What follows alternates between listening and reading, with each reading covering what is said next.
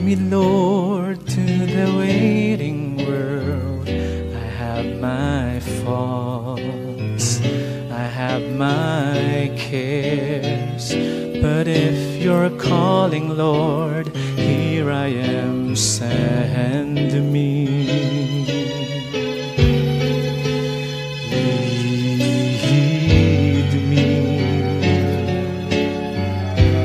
Lead me, Lord, through the winding road. I have my fears, I have my doubts, but if you lead me, Lord, here I am, send me. There will always be a road that leads to someone's waiting arms, someone waiting for some saving hope to come. My life I'll give, I'll be your arms. To that someone, Lord, here I am, send me.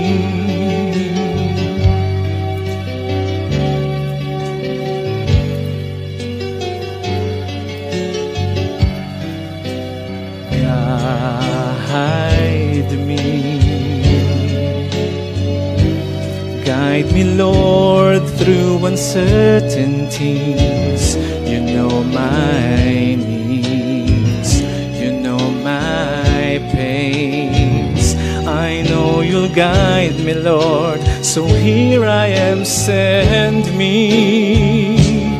There will always be a road that leads to someone's waiting arms, someone waiting for some saving hope to come.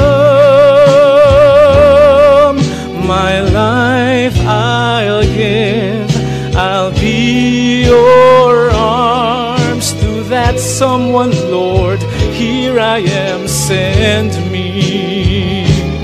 There will always be a road that leads to someone's waiting arms, someone waiting for some saving hope to come. My life I'll give, I'll be your arms. To that someone, Lord, here I am, send me. Here I am, send me.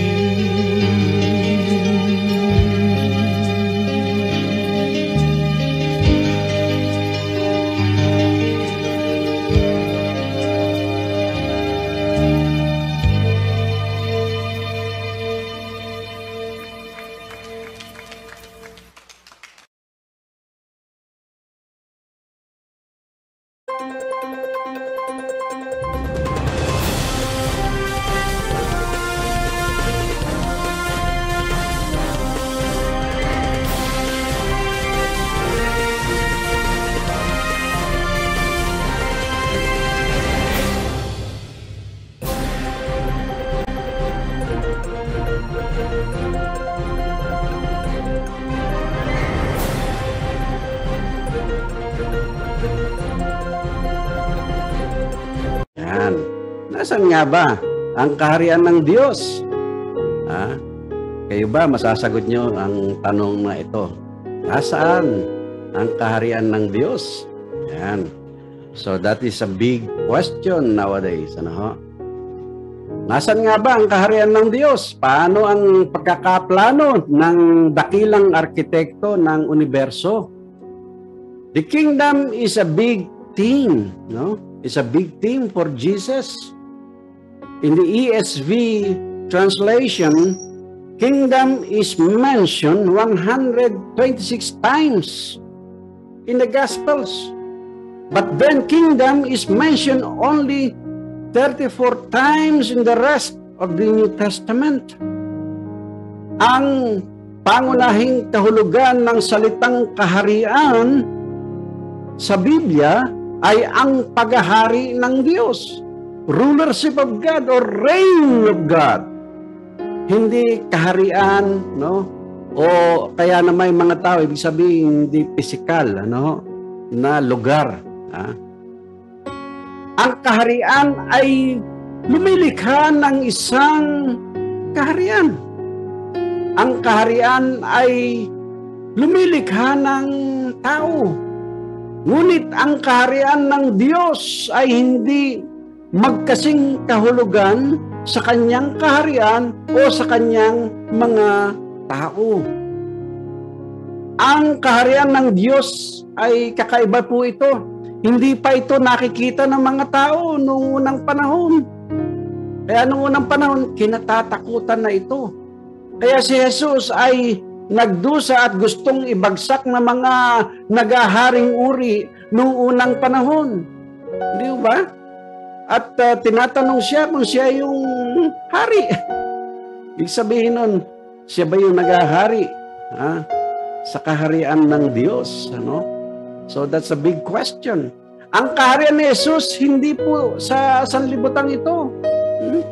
Ito, ipinahayag ni Jesus ang malaki at permanenteng pagkakaiba sa pagitan ng kaharian ng Diyos at ng mga kaharian sa mundong ito. Ang kaharian ni Jesus ay nagmula sa langit. Sabi nga niya, ang aking kaharian ay hindi sa mundong ito. No? Galing sa langit o mula sa langit. Yun ang pagkakaiba ng kaharian ng ating Panginoon. Ang kaharian ng mga tao ay dito sa mundo. Ang pundasyon ng kaharian ni Jesus ay kapayapaan. Kaya nga ang kanyang mga lingkod ay hindi lalaban ng ganun-ganun lamang. Yun ang pagkakaiba. Ang kaharian ng Panginoon ay mula sa langit at ito, ang pundasyon nito ay peace, shalom, kapayapaan. Pero ang mga tao, para magkaroon at mamintina ang kanilang paghahari, kinakailangan nilang makipaggera. So nawawala ang kapayapaan kung gano'n, di ba? So malaking pagkakaiba ang kaharian ng tao at kaharian ng ating Panginoon. Yan. Ang kaharian ni Jesus ay hindi mula rito. Ang kaharian ni Jesus ay hindi mula rito. Ibig sabihin, hindi galing sa lupa. Hindi galing sa mundong ito. Naobserbahan ni St. Augustine mula sa talatang ito na ang mga makalupang kaharian, yung ika nga ay earthly kingdoms, ay nakabatay sa puwersa, by force, pagmamataas, pag-ibig sa pagpuri ng tao, pagnanais ng dominasyon at pansariling interes. Yan. Kaya ngayon, panahon ng eleksyon, kanya-kanyang postura ngayon yan. Gusto nilang maging pangulo sa ating bansa. No? Kaya din naman sa ibang bansa, di ba? Ngunit ang tanong, ano ba ang kanilang purpose? Anong kanilang nasa isipan kung sila na or before na sila'y maging pangulo? Sa pag-aanalisa ni St. Augustine, yung kaharian ng tao, iba iniisip, by force. Kaya nga, kung minsan may kudita tayo. At nandyan yung siraan sa politika. Di ba? Ngunit ang politika ng Panginoon is kaya nga ay peace politics, kapayapaan, shalom. Yun ang pagkakaiba. Ang kaharian ng Panginoon, walang sariling interes ang Panginoon. Tayo, alam naman natin ang sagot dyan, di ba? At lahat ay pinakita ni Pilato at ng imperyo ng Roma noong mga panahon na yun. Kaya napakahirap po ng kalagayan ng ating Panginoon nung siya ay pinagtatanong. Ngunit of course, siya ang hari. Kaya sasabihin niya ang dakilang katotohanan. Ang mga makalupang kaharian ay may layunin na pigilan yung kasamaan. Of course, no? Kaya nga mayroong mga armed forces yan, ano? At siyempre may peace and order, no? Pangangalagaan nila yung kaayusan. Ngunit ibang-iba sila sa kaharian ng Diyos at dapat manatiling bukod at magkaiba, no? Alam natin yan. Kaya ngayon, mayroong mga bansa nagpapalakasan ng nuclear, papalakasan ng armed forces. Kasi kung girahin sila ng ibang bansa, meron silang panlaban. No? Pero ang kaharian ng Panginoon, ang kanyang paghahari ay paghaharing mayroong kapayapaan. Mas maganda yun, di ba? Na mayroong kapayapaan. Mananatili ang kapayapaan kaysa yung tayo mapunta sa puro giyera. No? Ang kaharian ni Jesus ay hindi mula rito. Ano ba ibig niyo sabihin dito? That's another question. Ano? Maaring napanatag si Pilato sa sagot ni Jesus na ang kanyang kaharian ay hindi sa mundong ito. Dahil hindi niya alam kung alin ang mas malakas sa dalawang kaharian. Ang walang hanggang hari na namumuno sa mga kaluluwa ng mga tao ay mas makapangyarihan kaysa sa panlabas na kalaban. Ano po ba ang ibig sabihin nun? Yung kalaban na malalakas na hukbo. So imagine that, mga minamahal na mga kapatid, ano? Yung kaharian ng Panginoon, hindi mula rito, hindi mula sa lupa. Sabi nga natin, ito ay mula sa langit. Ang pundasyon niya ay kapayapaan. Ang pundasyon ng kaharian ng earthly kingdom, sika nga, ay talagang gera ang gusto nila para mapanatili ang kanilang pwesto sa pagiging hari. Imagine that. Kayo ba nakakita na ng ganon, no? Sa inyong mga bansa, no? Sa mga kapatid natin sa ibang mga bansa, kumusta pong kalagayan ng inyong kaharian, ng inyong bansa, no? May katotohanan ba'y sinasabi ko, no? Ang ganda, ang kaharian ng ating Panginoon, bagamat hindi mula rito at galing sa itaas, galing sa Panginoon, ano? Ang pundasyon naman nito ay kapayapaan. Pero ang pundasyon ng mga earthly kingdoms ay puro gera, gulo. Kaya nga, sa hula, yung aking mensahe noong nakaraang linggo, no? Darating ang panahon, ang mga hari, ang kaharian, ang mga bansa ay mag-aaway-away. At isa ito sa sinyalis ng pagdatal ng ating Panginoon, no? Kaya mga minamahal mga kapatid, tayo ay magmasid, mag-aral sa ating salita o sa salita ng ating Panginoon. Dito po, pansinin nyo, wala nang Roma, wala na po si Napoleon, wala na si Hitler. Ngunit nagpapatuloy yung kaharian ng ating Panginoon. Nagpapatuloy pa rin ang kapangyarihan ng ating Panginoon. Di ba? Ang Roma, matagal nga silang naghari. For example, sa Middle East, no? O kaya naman si Napoleon, ano? O kaya naman si Hitler, di ba? Matagal silang naghari, no?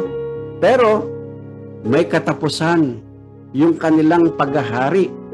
Pero ito maganda, yung paghahari ng ating Panginoon sa Kristo, magbuhat ng una hanggang ngayon, hanggang sa kinabukasan, nandyan ang kanyang paghahari, sapagkat yung kanyang paghahari, hindi dahilan sa dahas, hindi siya gumamit ng dahas sa atin. Ang ginamit niya, kapayapaan, niligtas niya tayo sa ating kasalanan. Meron pong challenge dito, no?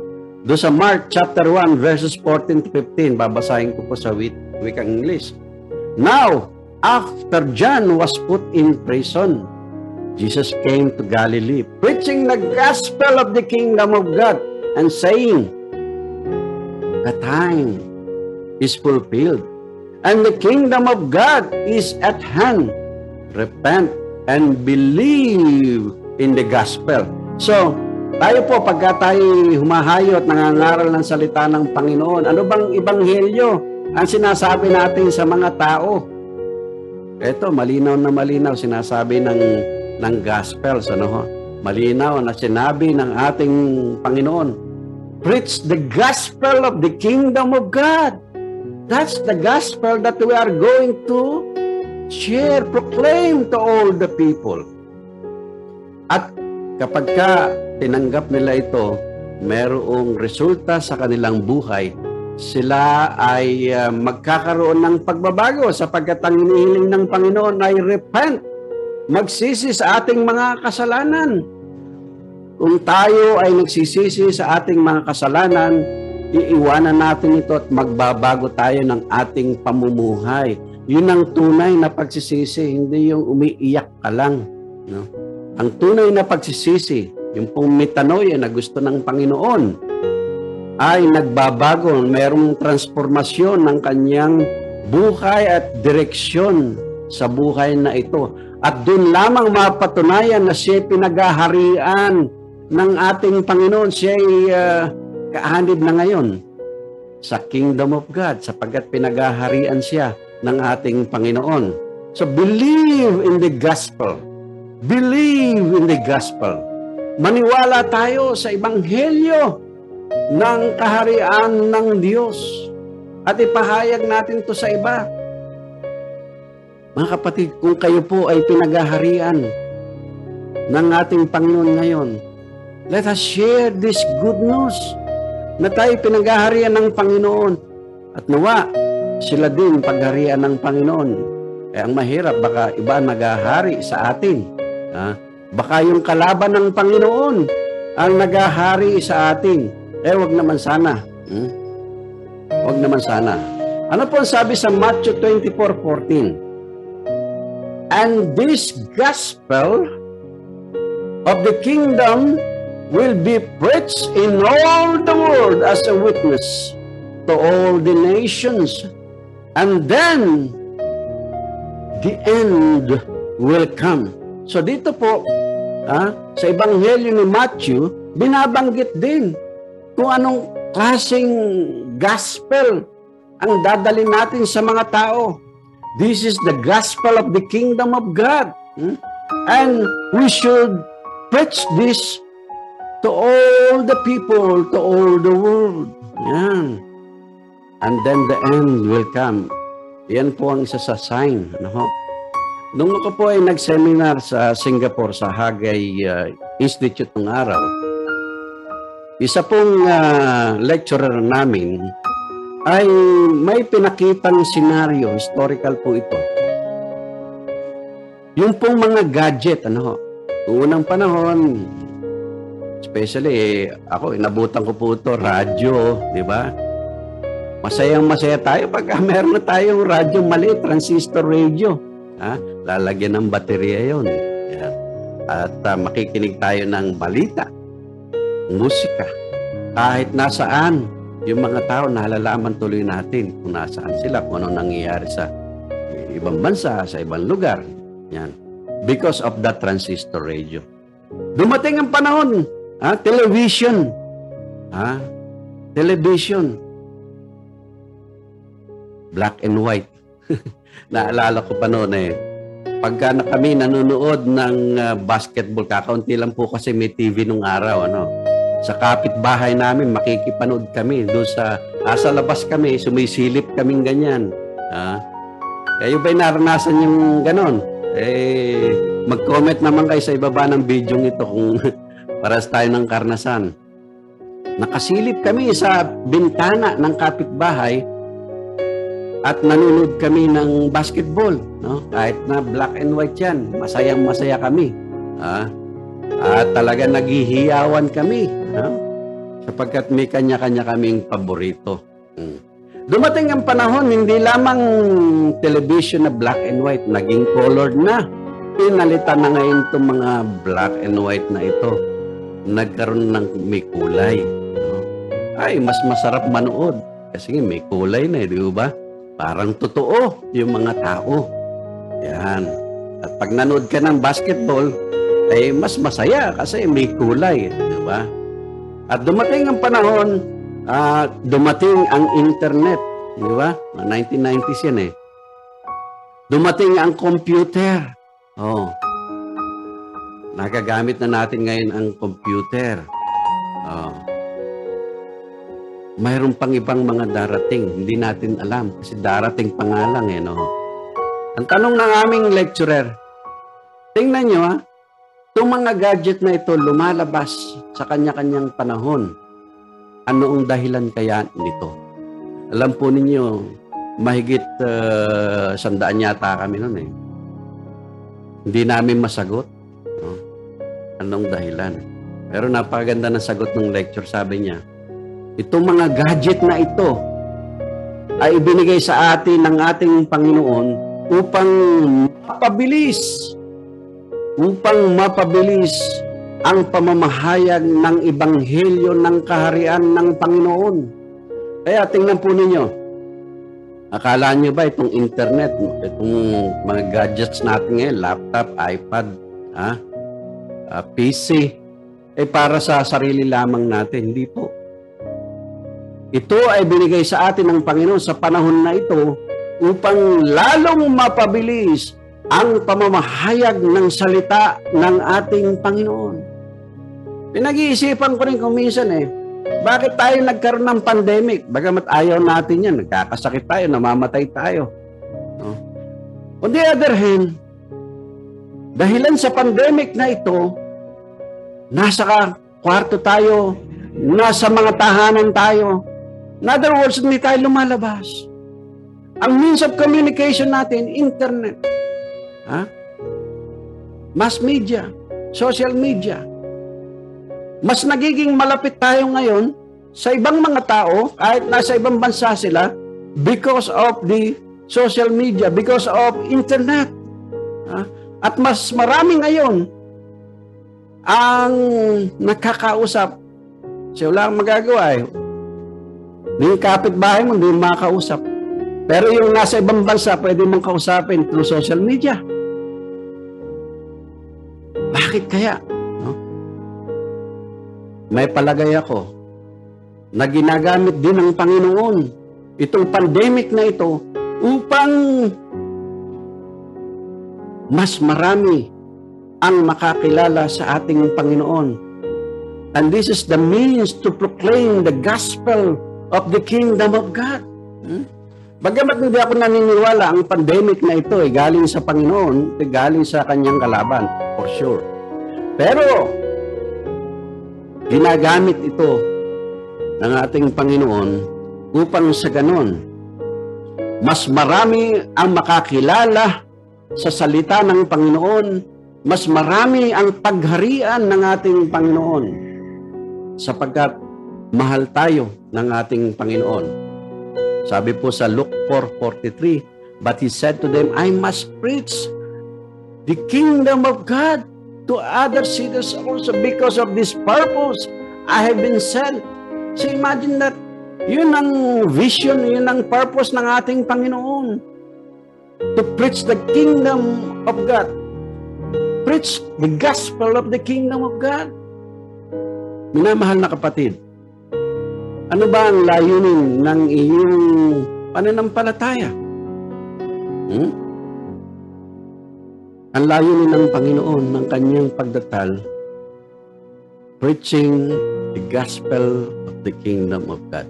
Kung tayo pinaghaharian ng Panginoon, nawa, ay makisangkot tayo sa paghahari ng Panginoon sa pamagitan ng pagpapahayag ng ebanghelyo ng ating Panginoon, and that is the kingdom of God. Amen po ba? Sulat niyo naman amen kung nandiyan pa kayo.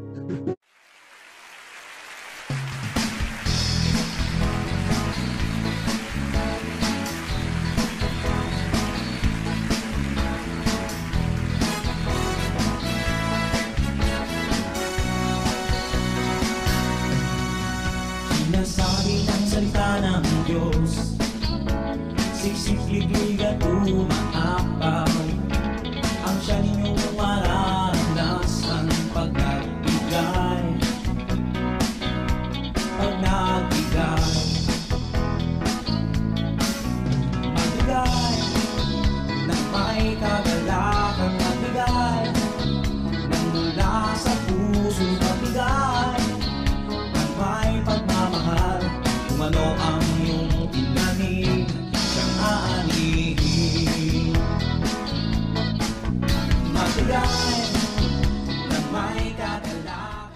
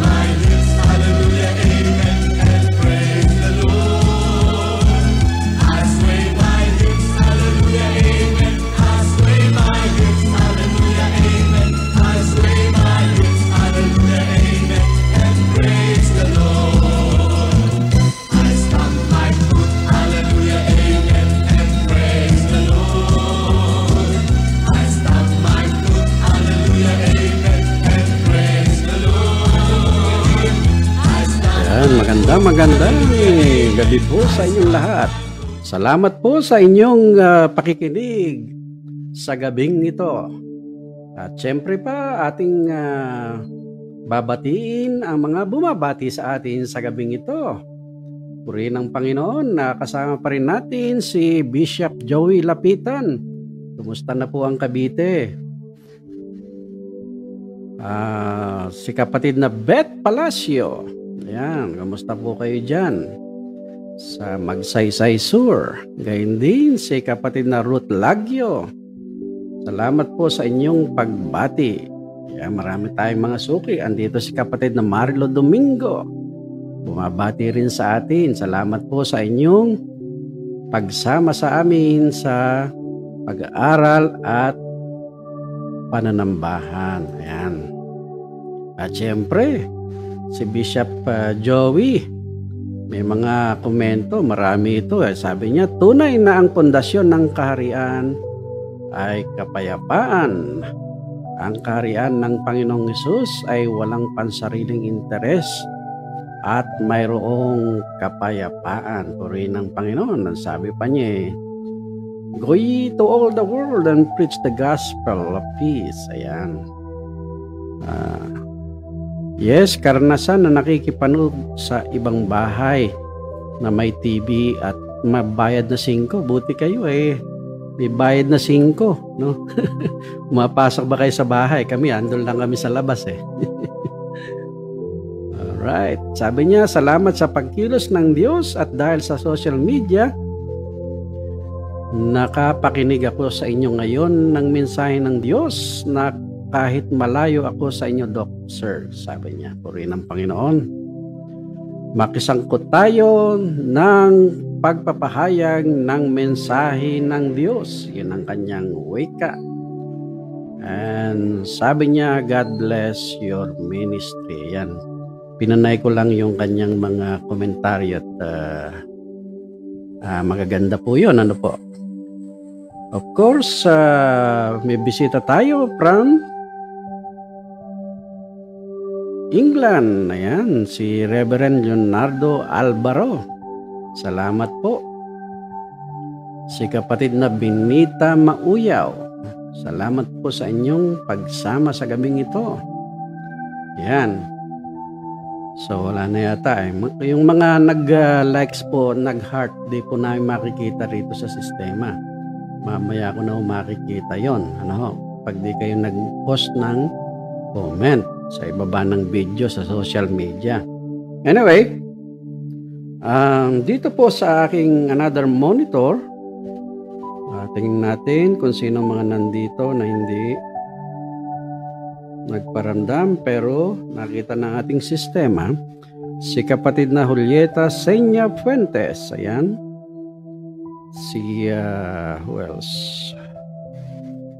Reverend Alan Casuco from California, nanonood din. Salamat po sa inyo. Purihin ng Panginoon. Ayan. Meron tayong pahayag doon sa group chat natin sa Mission at Panalangin. Ang sabi natin, yung mga manunood ngayong gabi, ay merong libreng napagandang libro. Ang pamagat po nito ay Prayers that Activate Blessings. Ayan. Prayers that Activate Blessings. Ito po, bibigay ko sa mga kasama natin ngayon sa gabing ito. Kung gusto lang naman ninyo. Kung gusto po ninyo, ilagay po ninyo sa ibaba nitong video sa social media, ito pong title. At papadala ko po sa inyo, i-download nyo lang po sa internet. Bibigay ko sa inyo yung link at mada-download po nyo ito. Libre po ito. Bibigay ko po sa inyo. Kung bibili nyo ito, sa Amerika, abutin po ito ng mga $30, mga $40, ganyan. Pero ito ay libre po sa inyo. Sulat po ninyo kung gusto nyo. Kung ayaw naman, huwag nyo na isulat. Okay lang. Prayers that activate blessings. May oras po yan. Ngayon lang yan. After the service at naglagay kayo, wala na po yun. Hindi ko na kayo mapadalan. Ang usapan, yung mga live ngayon. Prayers that Activate Blessing by John Eckard. Ito po ay napublish 2011, kaya bagong-bago po ito. 2011 lang. So, ayun po. Kung maaari ho ay i-post nyo dyan. Okay? At may pahabol na pagbati si Reverend Alan Casuco. Yan.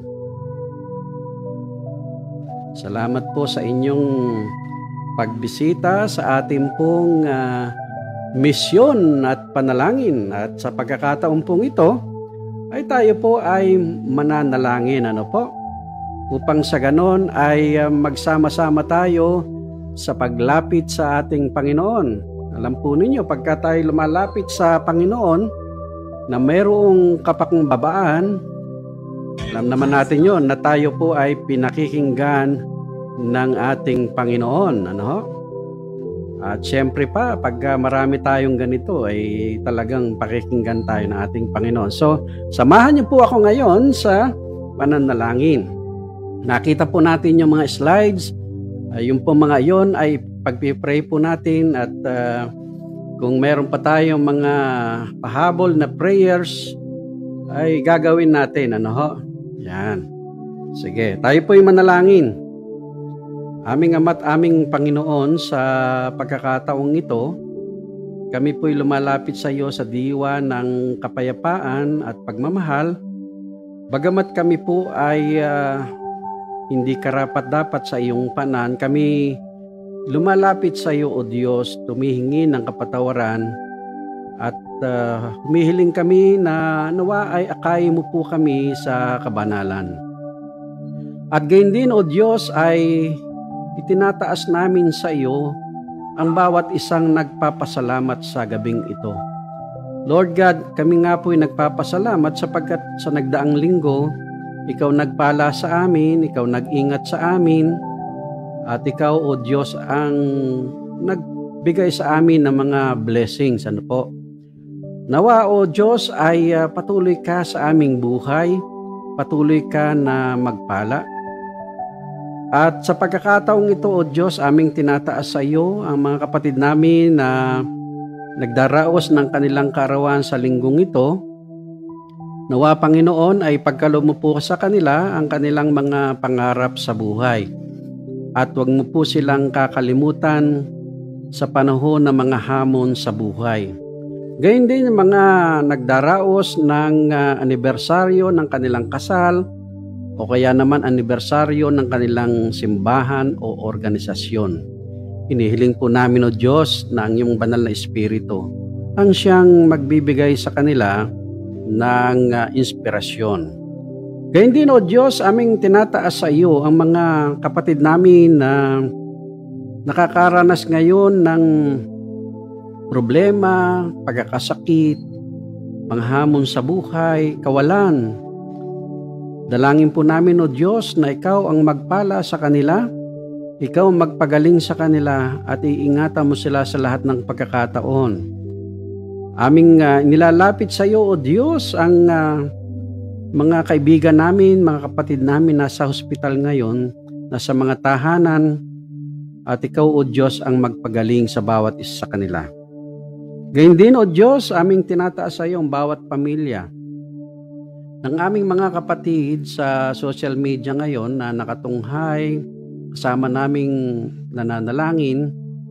At nawa, Panginoon, ay ipuin mo po sila. Kung sila'y mayroong karamdaman, ikaw magpagaling sa kanila. Kung sila'y nagkukulang, O Diyos, ikaw magpuno. At hinihiling din po namin, O Diyos, na bibigisin mo ng iyong kapayapaan at pagmamahal ang kanilang buong sambahayan. O Diyos, marami po kaming nais idulog sa iyo, ngunit naniniwala kami sa pagkakataong ito ay pinakikinggan mo ang aming mga panalangin. So lahat po ng mga kasama po namin ngayon na prayer warriors, nawa ay bendisyonan mo sila at paulanin mo ng biyaya ang kanilang buong sambahayan. Hinihiling din po namin, O Diyos, pagpalain mo mga kapatid namin na sumusuporta sa gawaing ito sa iba't ibang mga bagay, sa pananalapi, sa mga in-kinds, anuman ang kanilang pagtulong, Panginoon, sa misyon at panalangin at sa iyong iglesia. Nawa, Panginoon, ay patuloy ka na magpala sa kanila, ibalik mo sa kanila na higit pa ang mga biyayang kanilang binabahagi. Inihiling po namin, O Diyos, sa pagkakataong ito, sa aming pagtulog, bigyan mo po kami ng kapayapaan at bigyan mo po kami ng inspirasyon.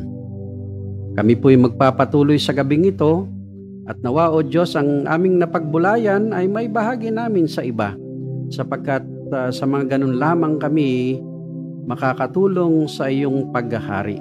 Dalangin po namin, O Diyos, na patuloy ka sa amin ngayon sa pangalan ni Jesus. Amen. Amen.